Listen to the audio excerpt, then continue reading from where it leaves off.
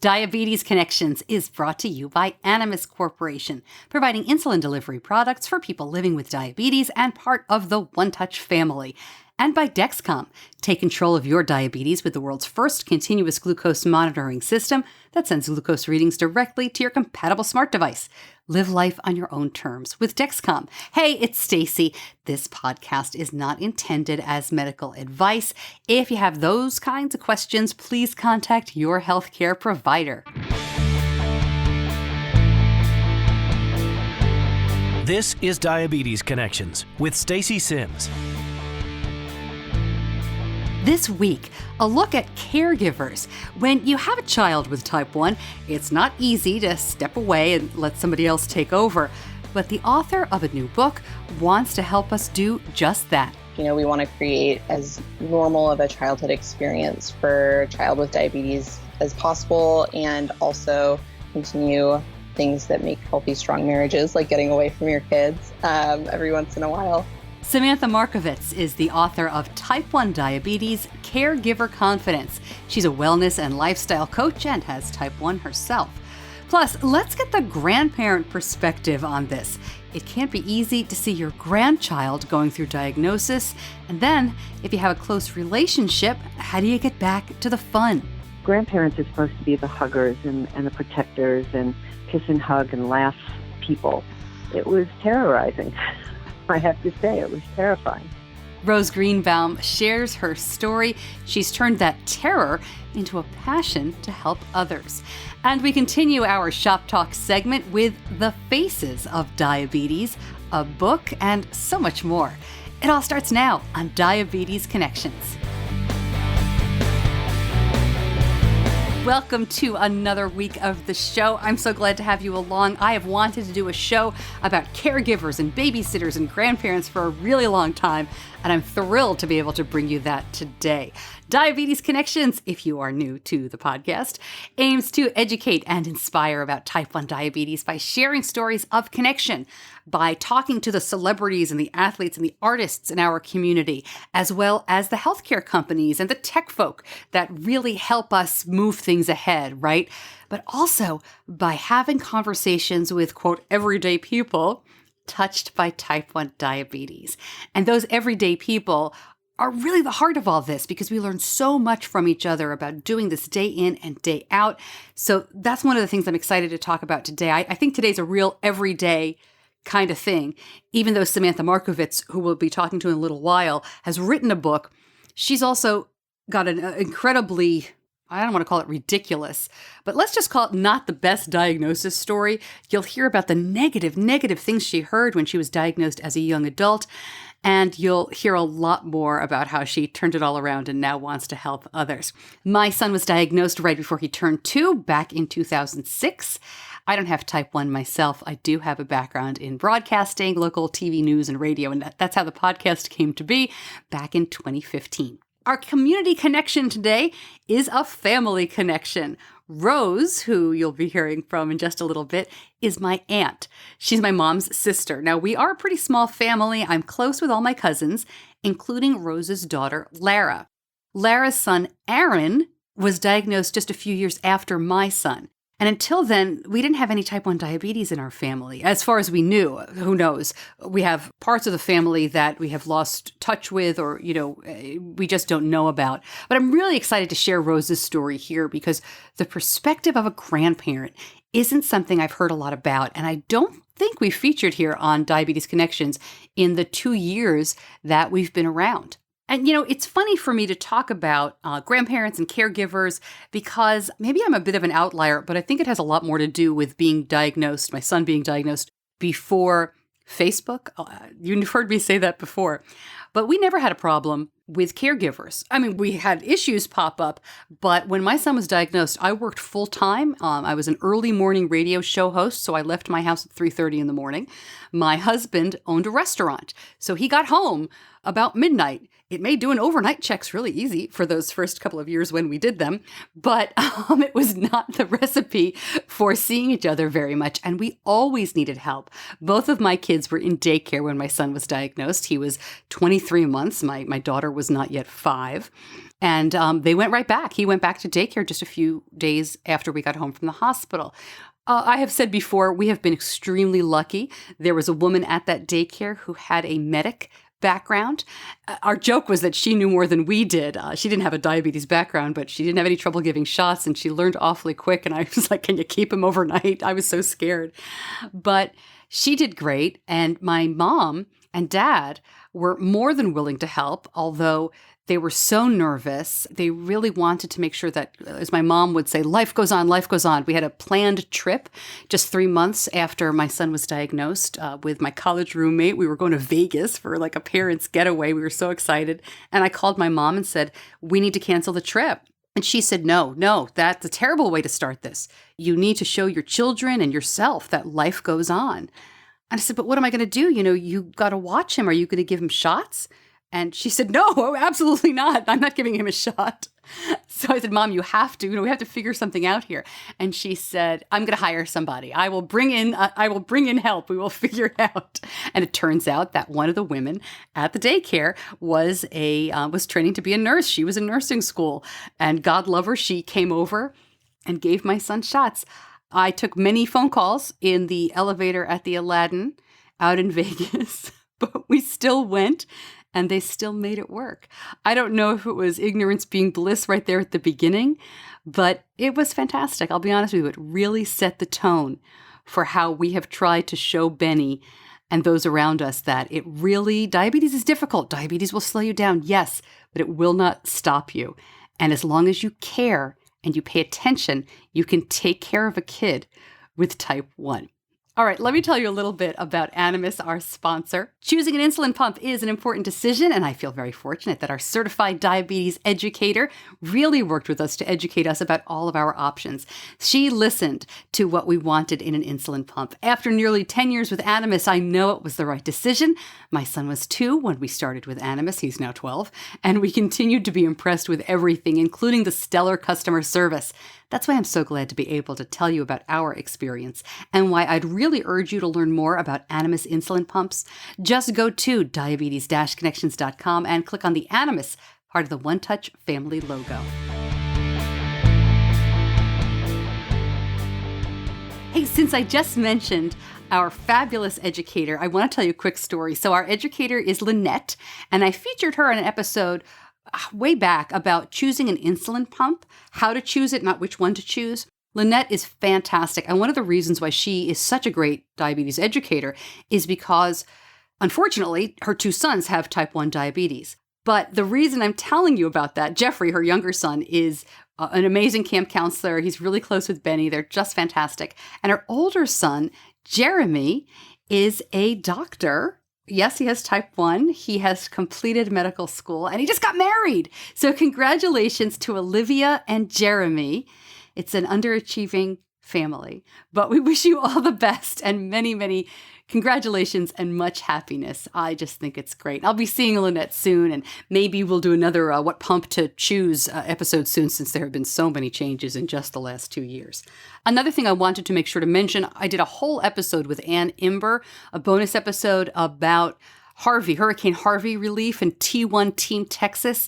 Just another shout out and thank you to Ann Imber, to Kelly Champ, and to Dr. Stephen Ponder. So many more people helping out, but they bridged the gap, and then they really continued to work so hard between when the emergency started and when, as Anne called them, the big guns got there. You've probably seen, and perhaps you've given to the American Diabetes Association, JDRF, and Insulin for Life, doing great and wonderful work.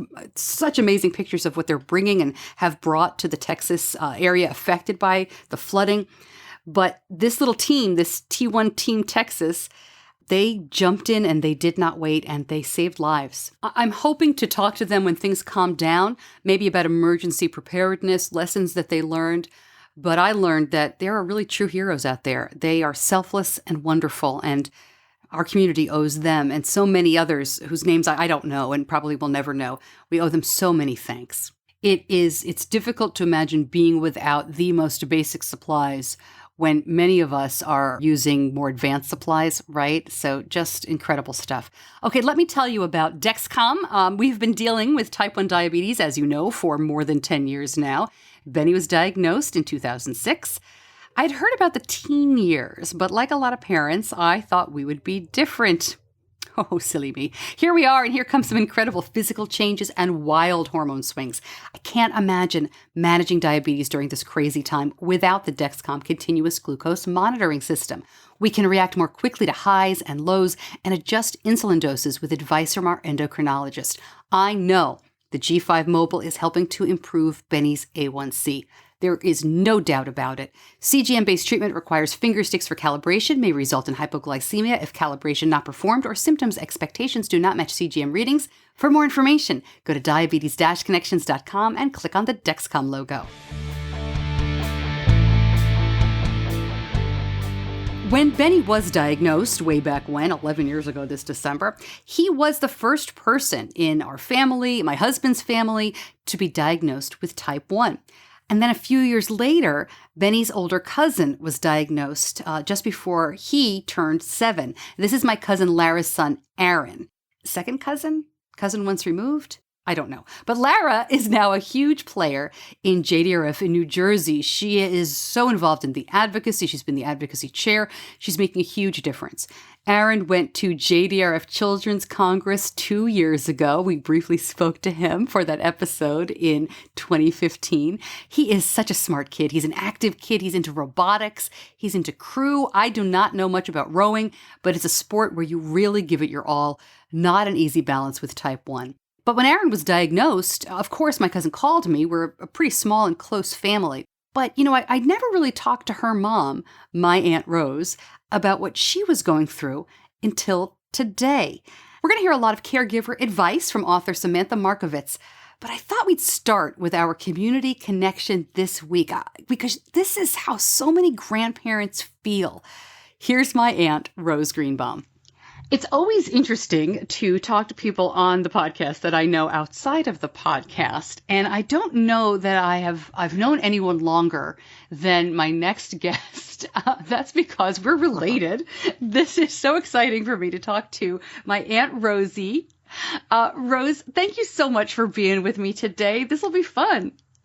It's outstanding for me to be with you because I have listened to your podcast since day one. And so for me to even be included in the most amazing people you've had on this show is quite an honor, Stacey, and I do appreciate it. I love you. I love you too. This is going to be fun.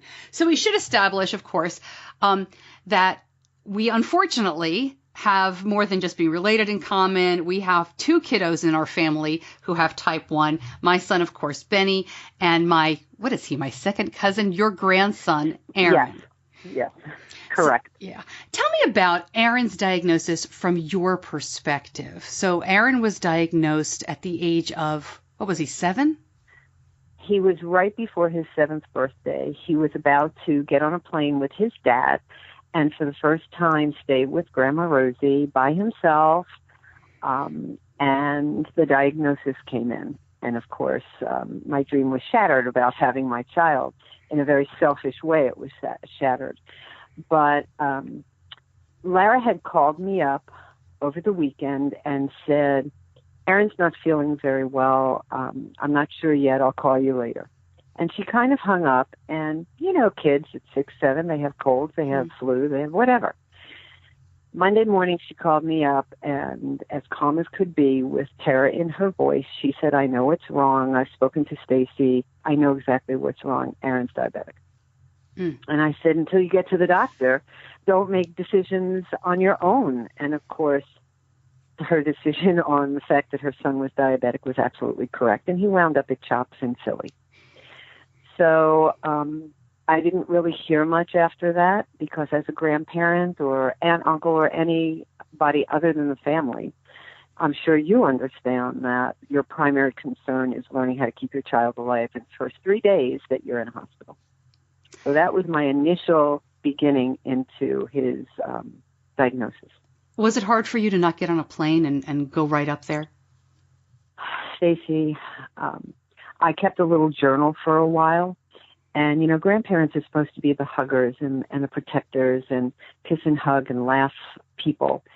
And at this point, I knew, selfishly again, that I had to stay away because Lara said, Mom, we have to deal with this as a family unit on our own. I love you. Goodbye. It was terrorizing. I have to say, it was terrifying. We do have that kind of family where we kind of don't mince words. Oh, God. Isn't that the truth? Isn't that the truth? Because my mom did the same thing. She said, you're going to need me soon, but not now. I'll stay away for now. And I know that must have been hard. Right. But you see, that's our difference. Your mom accepts things a lot quicker than I do. And I wanted to be there and felt really shut out, but understood. That was the difference. I wanted to be there desperately, but knew I was going to be an extra burden in them trying to explain what they didn't even know how to explain yet. If that makes sense. Oh, of course, because we don't know what we don't know, and then you're just learning from scratch. Right. Do you remember the first time you did see Aaron and the family after that? I do. I absolutely do. It was many months afterwards where I was allowed to come up. And actually it was Thanksgiving that year. Mm. And he looked so much better than the time I had seen him. I saw him for my birthday in July, and the diagnosis came in 2 weeks later. And he was vital. He actually looked like he gained weight. His color was better. These kids, it seems to me, the more I see our kids, that they were showing us signs initially. They were losing weight. Their eye color wasn't right. They had for Aaron, circles under his eyes, and he looked like his body was eating itself at one point. Mm. And the last time I saw him prior to, he had a bad virus, and I left. And when I came back and saw him again, he was this little boy that was jumping around, and he'd gained some weight, and all of a sudden he was my Aaron again. That's so great. They really do have such a big change once you figure it out and they get healthy. Did they leave you with him? I mean, I know we always had my mom and dad as babysitters anytime we were lucky enough to have them visit, but that takes a while to come back. Was that something that you took on right away, or was it later on? Well, the first time we were there, they asked if they could go out for dinner, and of course I was stricken with the fear of God. And I said, of course. I mean, really. I mean, you're like an Oreo cookie where you're the middle part, and the two of them, the family, are on the outside of it. You get squished because you want to help out, but you're terrified, really. And so I said, of course, go, go, go, go. And this was prior to CGMs and Dexcom shares and everything that makes your life almost bearable at this point. But I did, and they were smart. They fed him, and then they left. And then they came back 2 hours later, and I don't think I stopped staring, and I think I wanted to prick his finger 15 times while they were away. But we sat, and we played a game, and we talked, and he was fine. He was fine. So you went from that first night to eventually being comfortable enough, or at least faking you were comfortable enough, to watch the kids. And Aaron has a little sister as well, to watch the kids when the parents went not only out of town, but off the continent when they went to Hawaii, right? Correct. I was pretty comfortable at that point because I'd watched him overnight, maybe one other time. And again, I believe he had a CGM at that point, which helped me greatly because I remember Lara saying, well, nothing can happen because I can see him from afar. And, all that other, not to worry, Mom. We had like a role reversal at that point.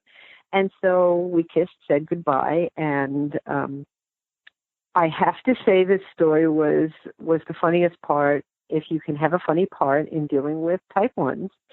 But Lara left the nutritional book with me, that big thick book that tells you calories and carbs and proteins. And Calorie King. Yes. And I diligently, at lunchtime, went and put everything in there and found it in there and was very comfortable and bolused him the whole ball of wax when I finally realized that I had bolused him for calories and not carbohydrates. Oh. And I was like, oh, my God, I'm hysterical. I can't believe this. And I immediately called Lara and screamed, "I've killed my grandson. I've killed my grandson." And she hysterically calmed me down and said, "What do you mean?" I explained it to her. And the next thing I know, she said, "Mom, he's going to love you forever. Just give him cake and cookies and ice cream. He'll be fine." And tested in 2 hours. But I never made that mistake again. That's great. But I will say I learned about the fear of nighttime, even with a CGM, and staying awake most of the nights until, maybe the 4th night. I learned about peanut butter, and they didn't have stingers at that time, but juice boxes and everything else to make sure it was right. But I must say, the secondary part of this as a grandparent is knowing how much to give your second child as well, who is really on the outside sometimes looking at. So it's a balance when there's more than one child involved. Definitely. And I mentioned Aaron's little sister, Brianna, and that's a great point because we struggle with that too. As a parent, I've had great conversations with Leah just recently about how she felt and being left out. And how do you address that as a grandparent? Well, I always gave my kids special time, half a day each, because they are 5 years apart and totally different in their needs. And so they were used to me giving each one special time, we used to call it. But this was a lot different because I remember Brianna asking me about, does it hurt when I stick Aaron? And let's not forget that when they were in Hawaii, I had to change his port twice. It was like his CGM once, and I'm not as good and as quick as his parents. And so the first 1 or 2 times I did what I needed to do, it was, ouch, oh my God. And as a grandparent, the one thing you don't want to do is hurt your grandchild. And Brianna watched this once and she cowled. She was like really upset, like, "Mommy and Daddy don't hurt Aaron." So, I think I just gave her a little bit more special time while I was there, and Aaron understood that. He really did. But we hurt so badly in ourselves because we have to keep our grandkids alive by sticking them sometimes, and it's not the role a grandparent loves. No doubt. So you've become very active in your JDRF chapter and just talking to people and going to things like last year going to the Friends for Life conference. What do you get out of that? Why are you doing that now? I mean, it's enough to be there just for your immediate family. You're so sweet.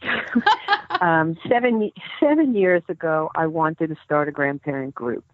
And the Tampa Bay chapter at the time really wasn't as large and involved as it is now. And I really couldn't make that headway. And so I kind of put it on the back burner, not really wanting to, but I did.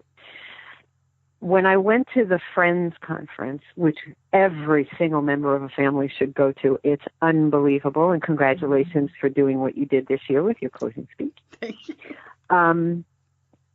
I think what happened was I realized in 7 years that the biggest role a grandparent can play is being an advocate. Parents are the best advocates for their kids because they go to doctors and tell them, look, this isn't working or whatever. But a grandparent has the time to write their congressman, call their senators. They can be on the phone. They can advocate in so many different ways. They can go and tell their friends to go and advocate.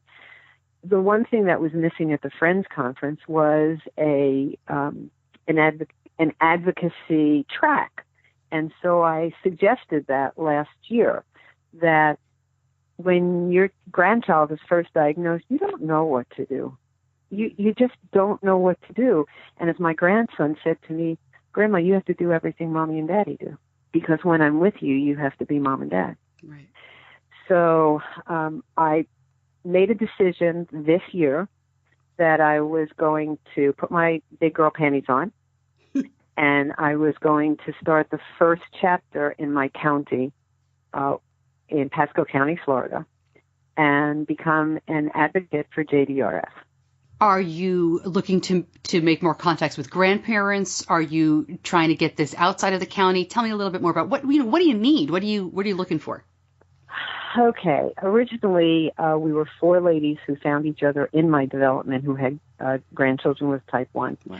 And ergo, the way grandparents for type 1 title came.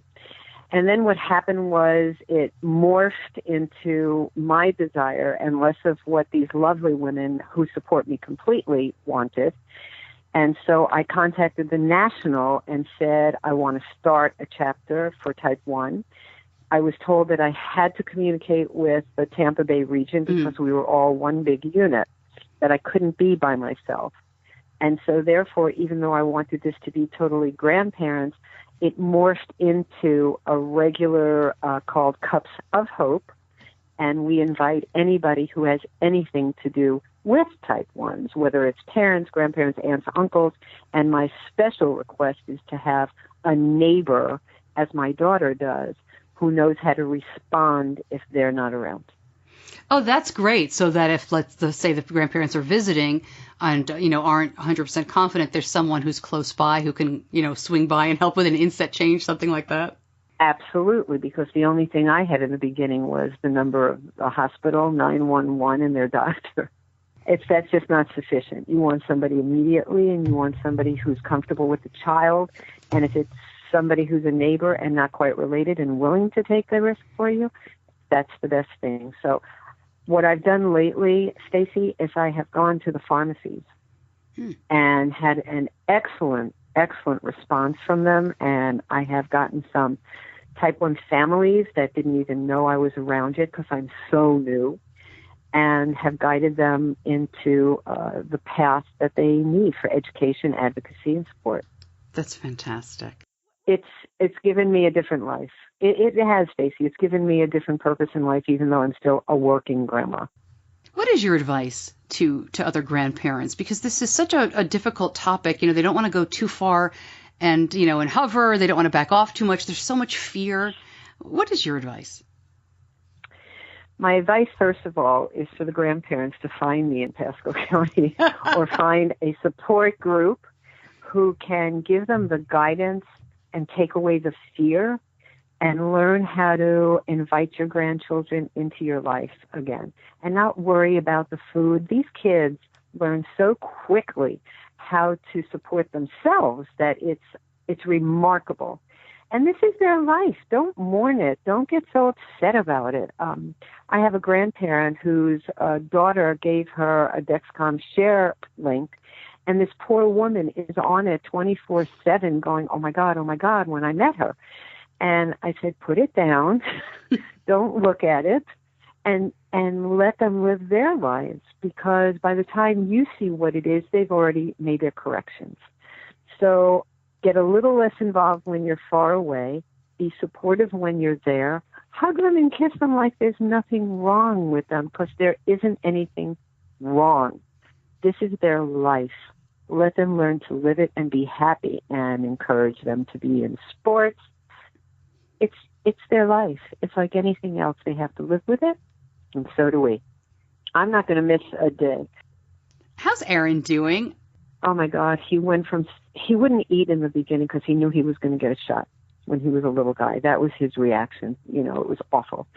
Now we're going into his sophomore year in high school. He has tried every athletic sport known to man, including lacrosse, but he has found a home with crew. He loves the rowing part of it. He's grown to 5'10", so he has a lot of muscle mass at this point. He is very skilled in his IT world and 3D. I mean, it hasn't obstructed any portion of his life at all. And I think what I would say is his parents have now needed to learn to back away. And I think that's the point of being a parent in this, is at what point do you let them fall so they can pick themselves up? It's amazing to watch this metamorphosis, if that's the word. But as a grandparent and a grandchild, I asked Aaron one day, what is my role in your life when I'm here? And he really thought about it for quite some time. And then he turned around and said, your role is to be, my parent and my family when my parents are around, because you have to do and know everything my mom and dad did if you're going to be around me. But just as a joke, yesterday he was going on an overnight, and he said to me, I know what I need to do, Graham. You don't have to ask me again. I know what I have to do now. I'm fine. I'm low, but I know what to do. So I backed away. That was it. It was music to my ears. That's fantastic. I was just going to say Benny's very jealous of Aaron's height, because Benny is about 5'6" right now. And he's seen, pictures of Aaron, and he's like, oh my gosh, he's so tall. It's not fair. And it's just like, dude, just wait. It's so funny. Excuse me. Does Benny have a 6'4" dad? I don't think so. But, the other thing is you try and control your blood sugars when you're growing 10 inches in 1 year. Go ahead. I dare you. Exactly. And going through puberty with your hormones. Did he really grow 10 inches in a year? It's either 9 or 10 inches. Yeah. He's He's almost 5'11". Wow. So maybe 16. Yeah, this is a rough time for them. Their bodies are just going bananas. Oh, I don't want anybody to have fear. Fear is the worst thing you can do for your grandchild. Fear is the worst thing that you can do for yourself. They're in a situation where technology is changing every day. And pretty soon, parents and grandparents are going to be obsolete in the care of their child, except as a secondary person. So, I don't want any remorse on anybody's part. I want them to be enjoying the fact that they have a grandchild who is healthier now than prior to being diagnosed, and let technology take its course. That's terrific. Thank you so much for coming on with me. How much fun is this? I don't know. I think it's fabulous. And, just all the best wishes to you, Stacey. You're just an amazing person, and I tell everybody to please listen to you. And congratulations about your newest People to Know in 2017. I mean, I have a niece that's very famous.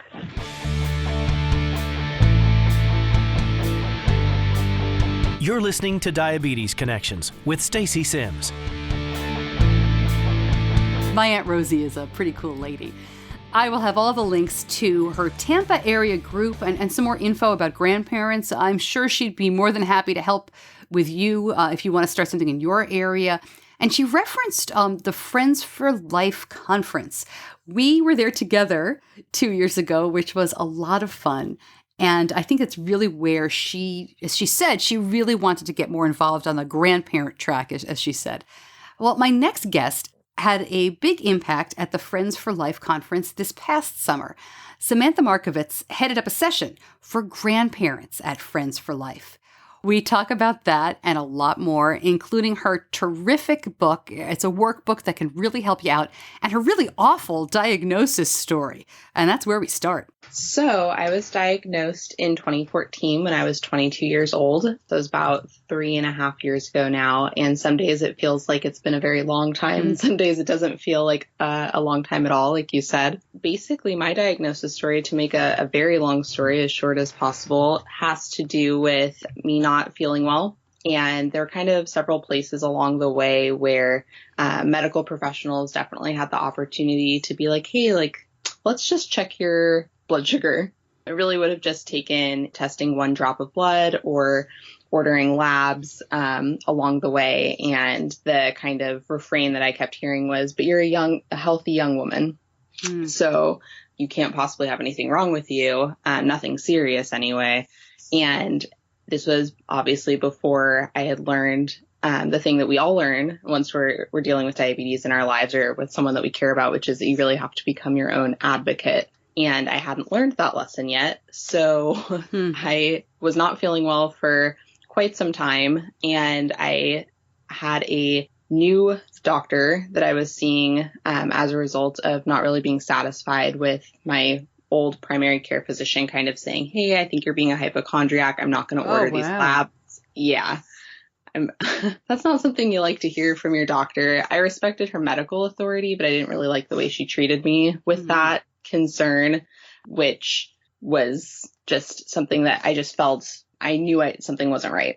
So I made an appointment with a new doctor, but she didn't have availability for a few months. So I started not feeling well in October of 2013. And then I was finally seen by the new doctor in March of 2014. Oh my gosh. And, along the way, I had a very, high-powered job. I was somewhat fresh out of college, and I had a really great job, and I traveled, and I ran events, and I was really busy. So, when people were saying, gosh, it's just stress, or it's just, you're really busy with work. And, I'm like, oh, I guess maybe, as I'm losing all this weight and people are telling me how great I look, and no one's going, gosh, is something up with you? So I finally saw the new doctor, and she didn't really have a baseline for me, which, again, why it's so important to have good relationships with your doctors, because they get to know you. But she ordered a bunch of tests and was like, we'll figure it out. We'll see what's going on, if there's anything wrong with you. And she ordered some lab work, and I'd never called in sick to work before, but the next day I woke up and I felt really awful. And my mom encouraged me. She's like, if you feel awful enough that you're going to call into work, you need to go get those labs done. So I said, okay. And I got the labs done, and then I went to work, and of course takes a couple days to get those results back. And the next day I really, really felt bad. And I was like, I am calling in sick. And I kind of turned my phone off. I don't know why I did that. Who turns their phones off? And that's how I was really sick. And I was just trying to rest up. But at this point, I was throwing up and, very disoriented. And my doctor was trying to get a hold of me to let me know that she had made an appointment for me to see an endocrinologist. But at that point, it was too late for that. So thankfully, my mom actually was seeing the same doctor, and the doctor was able to reach out to her in an emergency outreach. Was like, hey, Samantha needs you. You need to go find out what's going on. My mom was like, I think we need to take her to the ER. And the doctor called ahead.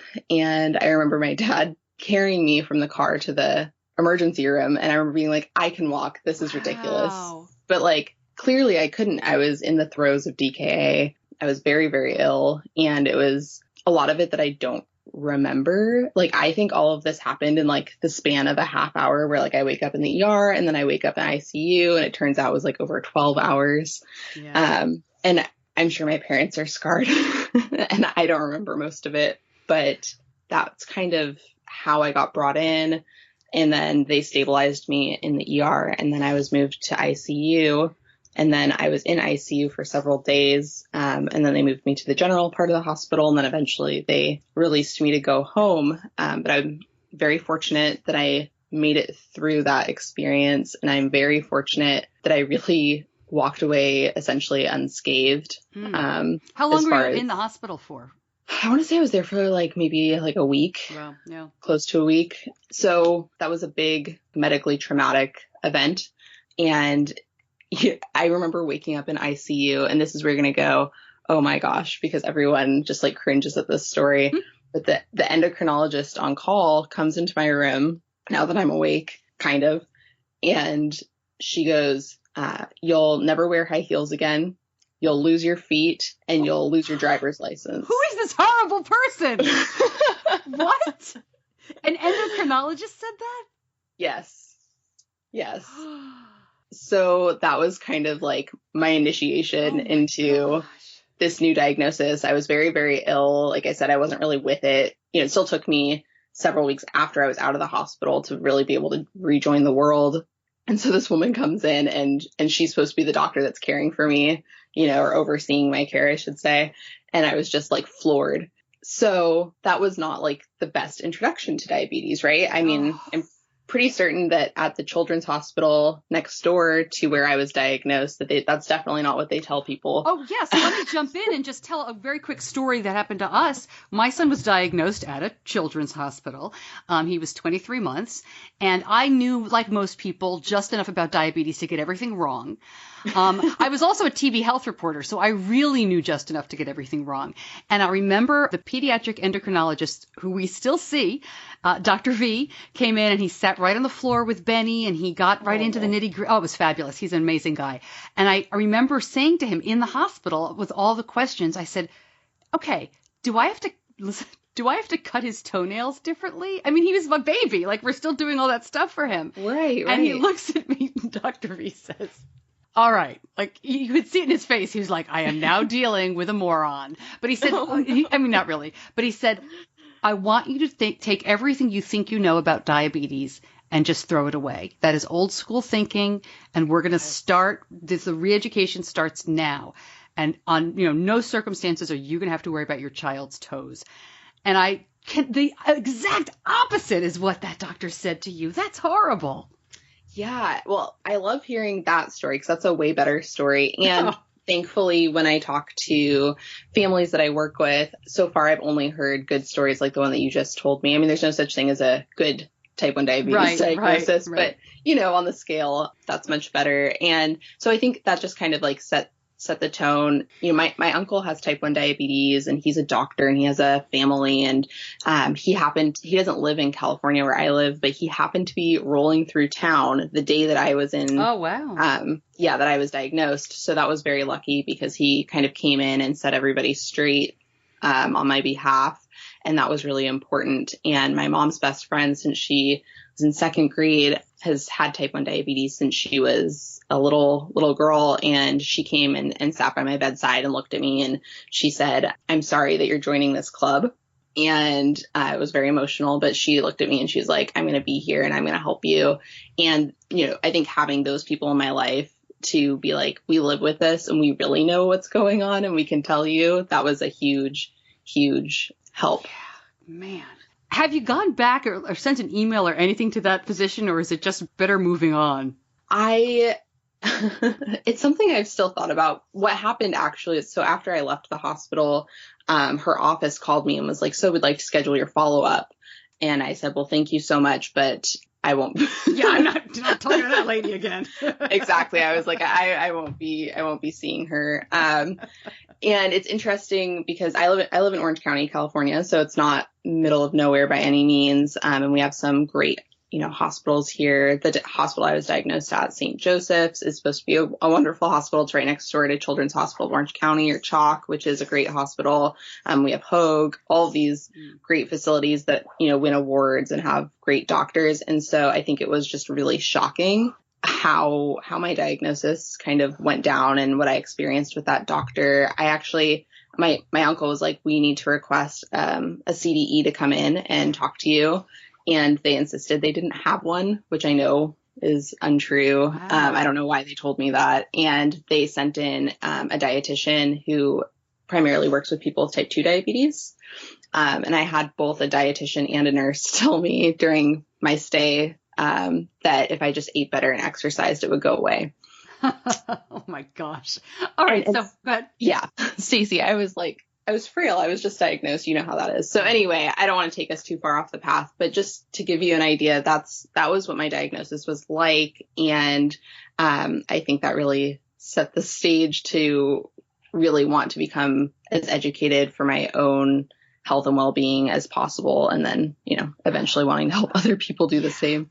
So how do you go from this job where you're doing events and, traveling, that sort of thing, to then founding this lifestyle wellness coaching that you do right now? I mean, it's not that long ago. You've made a big switch. How did that happen? I started learning more and I was able to take control of my life. And I was like, what would a career be where I could take all of these things that I've learned and try to help people so that they don't have to feel the struggle that I did. And I learned about wellness coaching and I decided to go back and get certified. So I went through a program through the Mayo Clinic and I've done some other additional certifications in diabetes education and fitness and nutrition and some other things, try to round out and be as helpful as possible. And I decided that I wanted to go into private practice, and I started blogging a little bit and writing and speaking, and it just kind of took on a little bit of a life of its own. All right, so let's talk about some caregiver type questions, if that's okay. Can I throw some at you? Because I think that is so hard. When my son was diagnosed, before he was 2, he was already in a daycare setting, as was my daughter. And we were very fortunate that we were able to keep them there. I know looking back how lucky we were since what I've learned since then. But at the time, it wasn't that difficult. And I think part of that was because we were lucky enough to have a manager there who did have some medical knowledge, but also because I wasn't so much on social media. Facebook wasn't around 10 and a half years ago in the way it is now. So we weren't able to know all the scary stuff and other experiences that people had had. So let me ask you a couple of common questions that I get a lot, and I certainly cannot answer. What can parents do as they're looking to find a babysitter or somebody to watch their newer diagnosed child? Obviously, infants are different, but what are some of the basics? That's a really great question. And I think that it starts with, some of the same things that you would do to find a babysitter or daycare facility for a child who doesn't have diabetes, which is, talking with the provider to see if you feel that they're a good match for your family. Do they seem receptive then to learning more about type 1 diabetes? Have they cared for a child with type 1 diabetes before? I believe in the power of open-ended questions and conversation. I think that can definitely help get to the bottom of everything you want to know. So asking about the past and if they have that experience, and if not, that doesn't necessarily have to be a disqualifier, but would they be willing to learn? And if the answer is yes, then delving a little bit more into what that entails and kind of getting a read on whether that's something that they have the ability or the want to do. What about giving grandparents that kind of responsibility? Do you help? And the book is called Type 1 Diabetes Caregiver Confidence. This is a guide for the caregivers. So I could see this being something you'd give maybe to give to the grandparents or give to the babysitter. But what about that delicate situation where, the parents, your parents may want to help with your child, but they're so nervous. I remember my dad said, I'll do anything, but I'm not giving him a shot. He was so nervous about it. How do you handle those situations? Yeah. That's a really tough one. And I actually, I had the privilege of working with the grandparents at the recent Children with Diabetes Friends for Life conference in Orlando. And it was so great to be able to see so many grandparents who are in that situation. They want to do whatever they can to help their children and they want to be there for their grandchildren. But, type 1 diabetes care can be very intimidating. And so being able to have those conversations about what is it that they fear? And like you said, for your father, it was like, gosh, I don't want to give Benny a shot. And it's funny how kids are so much more resilient about the things that kind of intimidate their caregivers, like shots or, checking their blood sugar, because it becomes so routine for them. And I think that's something that's really important to talk to grandparents about, reminding them this is their routine. We don't make it, make a big deal. We just go ahead and do it. But keeping in mind that someone who's not used to caring for someone with type 1 might not know all of the components of the care routine.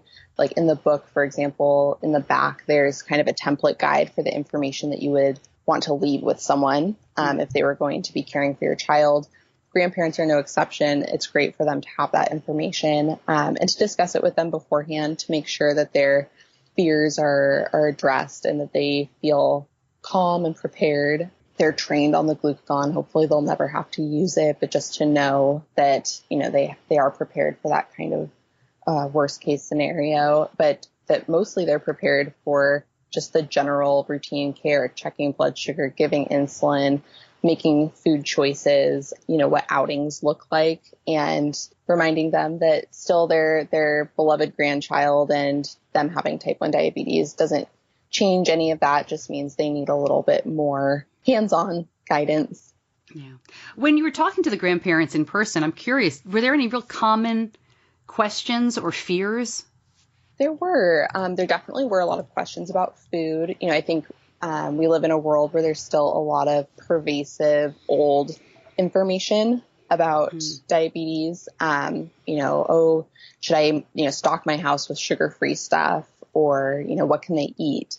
And being able to tell them, of course, talk to your child to make sure that, they don't have any special thing that they do at their house, or there's no other things like celiac or food allergies to consider, but that, an average balanced meal, healthy choices are good for everybody. we made sure that everyone was as comfortable as you can be with administering glucagon, because I think that's something that people really fear. And, there's not much we can do to take the fear out of the situation. Severe hypoglycemia is something that scares people. But the best thing that we can do is to prepare them.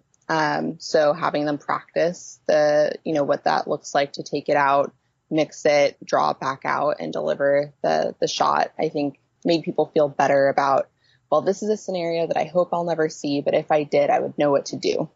And that's something that we can do, is just prepare people, make sure that they know that they have all of the supplies that they need at their house. That was a big question. What do I need to keep around for my grandchild? And that's something that's individual to every family. Maybe they can keep some backup pump sets or Dexcom sensors or, snacks and things that the child is familiar with and that that they'll eat depending on the age. I know that can be a challenge. We've got some picky eaters in the house. And back to the babysitter, not the grandparents or the relatives. I know there's a lot of fear. I know personally a few parents who have not had a date night. They will not go out and leave their child with anybody since diagnosis. How do you assuage those fears? I can't speak to that because my kids, as I said, were in daycare to begin with. And then we were lucky enough, we started training different teachers there. I switched from the teenagers that I'd had, the neighborhood kids who were watching my kids. I did switch to more educated, more adult college students, that kind of thing. But I never felt that I couldn't leave my kids, even my toddler with diabetes, with somebody. How do you say to a parent, look, it really is going to be okay, and here's how you find the people that can help?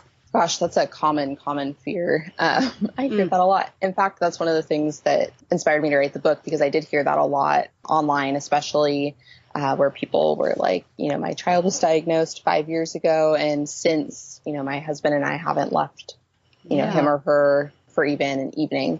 And that's no way to live for anybody involved. We want to create as normal of a childhood experience for a child with diabetes as possible, and also continue things that make healthy, strong marriages, like getting away from your kids every once in a while. So with babysitters, I think you really hit on something there, which is finding someone that you're comfortable with, that you feel has the education and capacity to learn the things that you need them to learn to keep your child safe. Some people have family in their life who are willing to take on that responsibility. Some people don't live near family, and so they start looking for babysitters. Calling your diabetes clinic. Some have suggestions or people that they may not recommend, but because they can't endorse anyone per se, but that they might have people they know who offer that service and know things about diabetes. Sometimes older siblings of children who have diabetes are often great caregivers because they already know how to take care of their sibling. So that's one option. But in order to really build that confidence for the parents to feel confident in leaving their child, I think it really comes back to the education, with whether it's my book, which of course I highly recommend, but anything that you can do to educate your caregivers about the care for your child specifically, because everybody's diabetes care is a little bit different and unique to them, but familiarizing themselves with how everything goes. It's not that different from watching a child who doesn't have diabetes, in the sense that they're still going to want to play, and they still have, a bedtime that they're going to fight, and, all these things that we know about kids. And then adding in the extra stuff, like, yes, they're going to want to play. And so that's why it's going to be important to check blood sugar more frequently, or keep an eye on the CGM if they have one, in order to make sure that that level of activity is not altering their blood glucose levels to a place where you need to give a snack. Or if you do need to give a snack, knowing the difference between eating a protein snack because, maybe blood sugar is a little bit higher and you don't want to eat as many carbs, versus, their blood sugar is going down and they really need some fast sugar as a snack. Understanding that sometimes dessert comes before dinner if the situation calls for it. Those are the things that caregivers need to know in order to be confident in caring for that child. And I imagine, not being a parent myself, but I would imagine that a parent speaking with somebody who has an understanding now after being educated, they have a sense and they can see it in their eyes that this person gets it and it's just time for us to give it a try. Luckily, no one's ever really out of reach these days with cell phones. And, maybe the first time you go away from your child, it's, small steps, whatever it is, it's going to make the family comfortable, but it can be done. It's tough. I definitely understand the challenge of diabetes care. I think about this for what I do for myself, doing it for a child, what you've done for Benny for all these years and continue to watch over him as you give him more independence every year, I'm sure it's difficult, but you do it. Yeah. I'll be honest with you. And I may be an outlier here, but I do think that it's actually, you're doing your child a disservice if you are the only person who can care for them. You're teaching them, in my opinion, you're teaching them that they must be dependent on the parent. And in fact, all you really need is someone who cares and pays attention. I can train anybody. And if they don't care about my child and they're not paying attention, they shouldn't be watching them anyway, regardless of diabetes. And I think that while another philosophy I always say is nothing is perfect, right? We're not aiming for perfect. We're aiming for safe and happy. Yes. And I really do feel that. And I know a lot of parents personally who do not feel this way, and that's fine. These are parenting decisions as much as diabetes decisions. But I feel that an evening, teaching my kids, both of them, that mom and dad can go out for an evening and they can stay with a sitter, that is so good for their independence and their responsibility and for my sanity as a parent, that if the blood sugars aren't perfect that night, assuming they would be perfect because if I were home, right, then that is a good trade-off. And I know a lot of parents who do not feel that way. So it's tough. It's really tough. And again, it's a parenting thing as much as a diabetes thing. But I really applaud you for getting that word out that, you need to do this. You need to find caregivers. You cannot do this alone because, we suffer from burnout even with babysitters and helpers. It's so difficult. So I really applaud you for doing that. And, again, with the kids, I do also think that your kids can do more than you think, right? A 5-year-old can check his blood sugar with supervision. I mean, you're not going to let your kid make dosing decisions at that age. But, if you have a babysitter who doesn't know, quote, diabetes, you can teach them the basics and your child can help. And that's really cool. And often you find that your child will do things with a sitter or with a different family member or with a teacher that they will not do with you. My son he's so independent when he's not with me. But when I'm around, Mom, can you fill the cartridge? Mom, will you help me change my site? Mom, blah, blah, blah, blah, blah, blah, right? And Absolutely. That's just how it is. So I didn't mean to jump on my soapbox. I'm sorry. No. But I love what you're doing because just the idea of helping people think about how to get this, how to give their kids more independence and get some of their own personal time back, which is hard enough as a parent, is just fabulous. So thank you for that. Well, thank you. It's like you said, it's just something that we have to become comfortable with. And there's nothing comfortable about type 1 diabetes at first. So, just sharing that knowledge and, like you said, keeping the kids healthy and safe. That's really just the basics of it all, the foundation. So how are you doing? Do you wear high heels ever?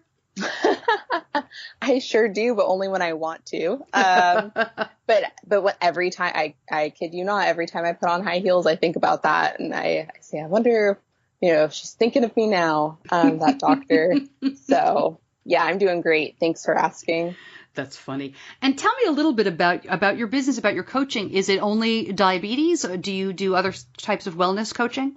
I do work with other health concerns or goals in addition to type 1 diabetes. I do work with some people with type 2 diabetes or with concerns about, family history of type 2 diabetes. I also work with people on weight management and other healthy lifestyle, just, want to make some modifications to their family life, just get everybody eating healthy, balanced meals or whatever the case may be.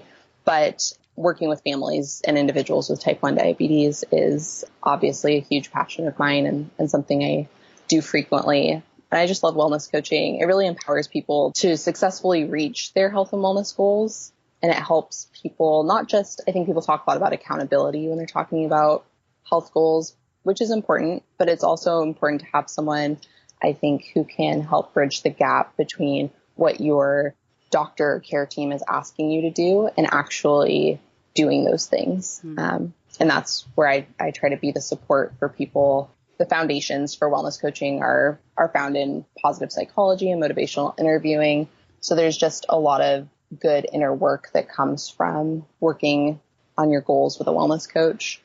This is the time of year, too. I want to ask about school because, my kids have been in school for a while, some people going back to school. Does the book cover a little bit about how you might talk to teachers or administrators, school nurses, that kind of thing? Yes. There is a section that talks about different school, kind of touches on school situations that, might come up with diabetes. And then there's also something in the back with the glossary and that template guide that is called the Caregiver Conversation. And it offers kind of a discussion guide of, questions that you might use to help open up that dialogue between the parents and teachers, administrators, school nurses. There's also an article that I just wrote that was on Beyond Type 1 about the caregiving conversation. And I'm hoping that will be helpful to parents as well as they start looking at, if they have 504 plans or they need to write 504 plans or their diabetes medical management plan, having those conversations with the people that are going to be spending 8 hours a day with their child starting in the fall. Again, just having those conversations, the dialogue, the open-ended, what do you know about type 1 diabetes and kind of going from there. Some people will really need a re-education of what that means, telling them, like your doctor said, to kind of throw out there what they think they know about diabetes and teaching them what we know, which is, the newest information, teaching them about the technology that your child might be using and the things that are essential to keeping the child healthy and safe. I will say that my son was diagnosed so young that kindergarten was surprisingly stressful. I thought we'd kind of breeze in, but when I realized, how different it was going to be from the daycare setting that he'd been in terms of the people who knew about him and helped care for him, it was so stressful. It was like diagnosis all over again. And we were very lucky. It went very well for us, even though we didn't have a regular school nurse. We have part-time in this area. I would have loved to have something like this, to kind of use as a jumping off point. Because you don't even know what you don't know. You're not sure what questions to ask or anything like that. Have you talked to people about the school experience? I mean, it is nerve-wracking when you're just heading into it. Absolutely. I've definitely discussed the school experience at varying ages. Kindergarten, is tough for any parents the first time you're kind of sending your baby off to be in that school setting, and all the way up through high school. At different ages, children are capable of, caring for themselves more independently or needing more supervision. And the questions or the feedback that I got from a lot of families when I spoke with them when I was writing the book was, gosh, my school doesn't really seem to know what diabetes is, or they don't understand type 1 diabetes. Can we dispel some myths? Or, the school's not being comfortable with glucagon, which depending on where you live in the U.S., there's kind of different rules governing, who can give it. I know in California that there's been some debate there, but anyone who's trained can give it here. And what I took from the feedback from these families was that there's definitely a need for education within the school system, and that's not something that's insurmountable. So being able to use our dialogue that we have with the school nurse, or if there's not a school nurse, a health clerk, teacher, administrator, anyone who's kind of going to be that trained diabetes advocate for your child, making sure that they understand what we're dealing with, giving them the tools in order to care for the child, and then going from there, giving it a shot. And that's so scary to put your children in the hands of somebody else, but that's why we want to build that confidence in both the parent feeling confident, letting the child be at school, be cared for by somebody else, and allowing those caregivers to know that they can also be confident once they have the skills and the knowledge that we can provide them in order to be successful. And that's what we want, is just child be, like you said, healthy and safe, and everyone involved being on the same page. And that's I think what it all comes down to in the schools, is just trying to get everybody on the same page about type 1 diabetes. More information from Samantha on how to get the book at diabetes-connections.com and in the show notes. I know not everybody has a great relationship with grandparents. It can be expensive. It can be difficult to find caregivers. Maybe we've come across a little bit too Pollyanna, thinking that everybody has people nearby that can easily help them and want to help. It's not all about the parents not wanting to get away sometimes. I get that. I really do. But I truly hope this helps you to find a way to get some time to yourself. It is so important for any parent, and especially for parents with a child with a chronic condition.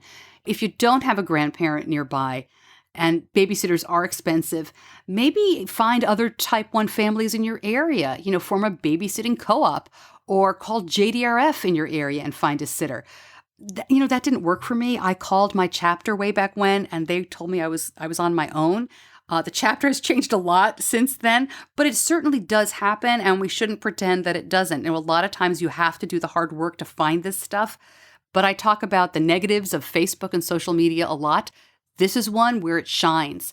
Get in these parent groups and ask, I live in this area, who's around, who knows a babysitter, who can help. And even in these huge groups, it will dial down and you will find somebody. We have a great group. I have a local Facebook group, and that's really what happens a lot. We have a local Facebook group of T1D parents, and we recommend sitters to each other all the time.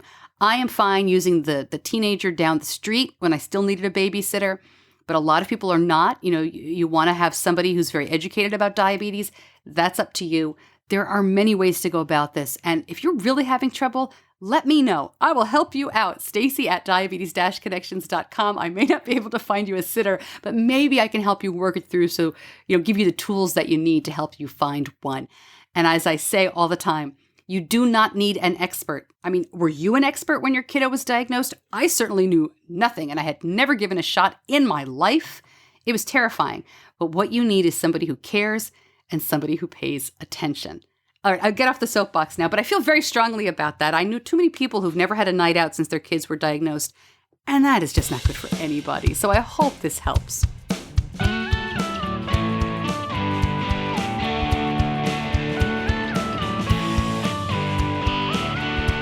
This week in our Shoptalk segment, I want to tell you about a project called The Faces of Diabetes. Edward Fieder had a very rough diagnosis. He was a kid, but he took it very hard. It was traumatic. He'll talk about that a little bit. And he wanted to make sure that other kids and other people never felt that way when they were diagnosed. I met Edward at the Friends for Life conference this summer, like everybody else featured in the Shop Talk segment. This is a place where I bring you stories of the products, the vendors, the exhibitors, the people who show up at the big conferences and talk about their merchandise or tell their stories. And since most people are not able to go to these conferences, I thought it would be a good way to bring these stories to you. So the Faces of Diabetes basically originated with an idea of a photo book, and the first edition is out, but it's become a lot more than that, and they're not done yet. Some people take their diagnosis kind of hard, and some people see it as a death sentence, and I really want the Faces of Diabetes to change that. I don't want kids to feel afraid, and I don't want their parents to freak out when they're diagnosed. When I was diagnosed, I took it kind of hard, and I don't think anybody young should ever feel that way. So to show, stories and photos of people who are thriving with this disease and showing that it's not a death sentence, I think is the best way to combat that anxiety and the fear that's associated with such a diagnosis. I was diagnosed in 1998 at the age of 11. My mom being a nurse, I knew what diabetes was, and I knew what type 1 diabetes specifically was. And my diagnosis, when I found out that I was diagnosed, I collapsed. I cried. I was heartbroken. I freaked out. I remember it very vividly. It was very, very disturbing for me. Even thinking back on it, I don't think a kid should ever feel that way. You know what I mean? So to me, that's really the emotion behind it is I never want to have somebody else feel the way I did when I was first diagnosed.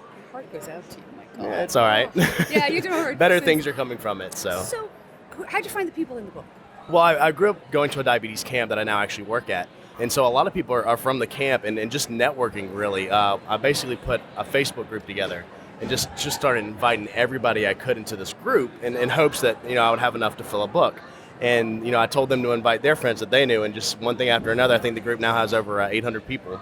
200 of those are actually in the book. And so I traveled every weekend for 2 years, traveling to a new place in the Southeast, taking photos of people that I had scheduled.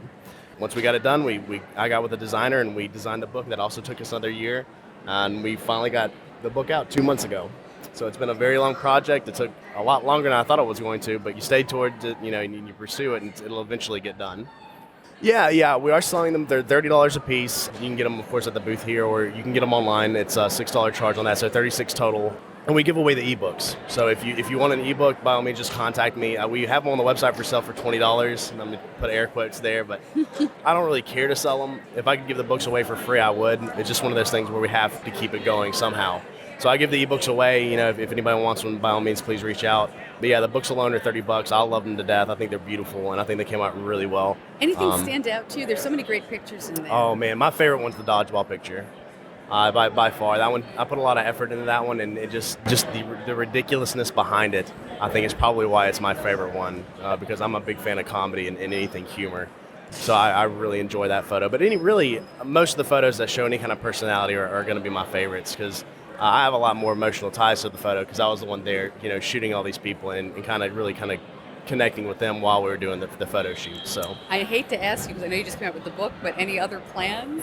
We do. I've already thought of a different version of the book that I'd like to come out with, especially when we reorder, because we have to order them in bulk. So once the first batch goes out, I'm going to change a couple things in the back to personalize it more towards somebody who is newly diagnosed. We have more videos planned in the future on our YouTube page. Yeah, we have some things in the works, and we're thinking, but right now it's just time to relax for a little bit, and kind of just enjoy it.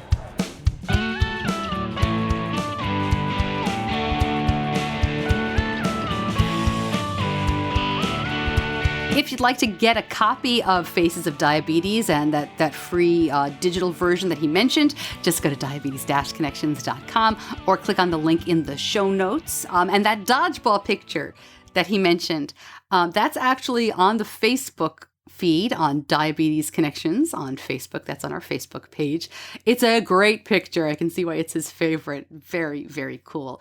Are you following us on social media? Please make sure to like us there. It's Diabetes Connections. On Twitter, it's Diabetes CXNS. And I'm Stacey Sims on all the media channels that I'm on, Facebook, Twitter, Instagram.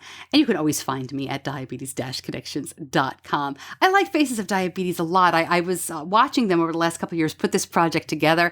I think it's really cool. It's just one of these neat things where sometimes I think, especially for parents of little kids, it's helpful to see the okay grown-ups, right? These people grew up and they're fine. They have jobs. They play sports. It's very reassuring in a way that we don't even know we need until we see it.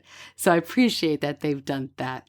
All right, this was a fun show for me. It's not every day that you get to talk to somebody in your family. I was a little nervous about talking to my Aunt Rose, but I hope it's helped you. Again, let me know what you think. Stacey at diabetes-connections.com, or if you've got the app, you can send me a message directly from the app. You can share the show that way. You can just text it to whomever you'd like, and the app is easy. It's available for Android and for Apple, wherever you get your apps. Before I go, a big thank you to my editor, John Buchanan from Audio Editing Solutions. He has helped make this show sound better than ever, and I really appreciate you helping me out. John, you are amazing. And of course, thanks to you for listening. I appreciate you spending an hour with me each week. I love it. It's so nice to spend an hour with people who really get it. I hope you feel the same way. I'm Stacey Sims, and I'll see you back here next week.